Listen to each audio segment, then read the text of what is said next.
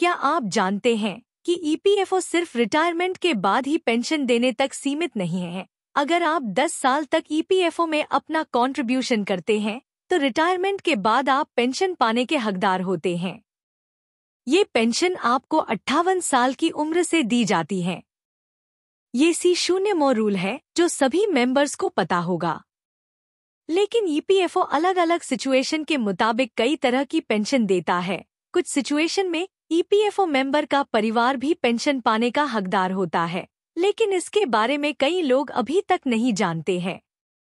अगर आप भी प्राइवेट जॉब करते हैं और हर महीने ईपीएफओ में अपना कंट्रीब्यूशन देते हैं तो आपको जरूर मालूम होना चाहिए कि ईपीएफओ कितनी तरह की पेंशन देता है।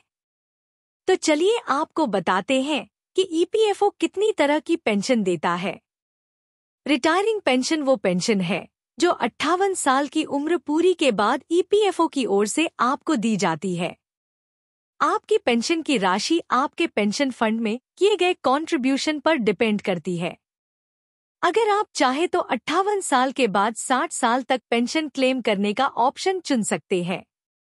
इस सिचुएशन में ईपीएफओ हर साल आपकी पेंशन राशि में 4% की बढ़ोतरी करता है। ईपीएफओ 58 साल की उम्र से पेंशन देता है, लेकिन अगर कोई मेंबर पेंशन के लिए एलिजिबल है और 58 साल से पहले पेंशन लेना चाहता है तो वो 50 साल की उम्र के बाद क्लेम कर सकता है। ईपीएफओ में अर्ली पेंशन का भी प्रोविजन रखा है। हालांकि अर्ली पेंशन के मामले में पेंशनर्स को हर साल 4% की कटौती के साथ पेंशन दी जाती है।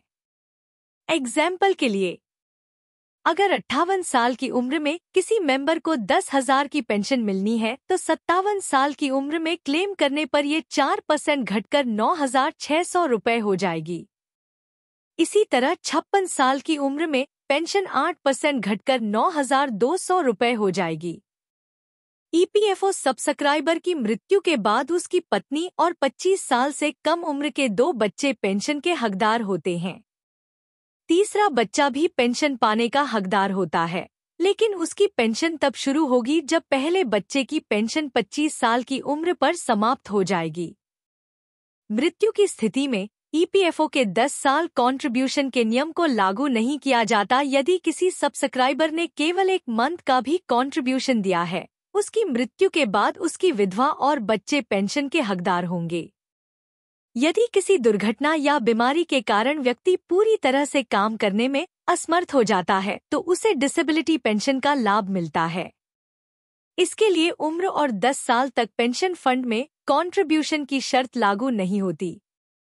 आपकी जरूरत से जुड़ी ऐसे ही और भी वीडियो के लिए जुड़े रहे workup CSC। Thank you for watching the video. Please share this video and subscribe our channel.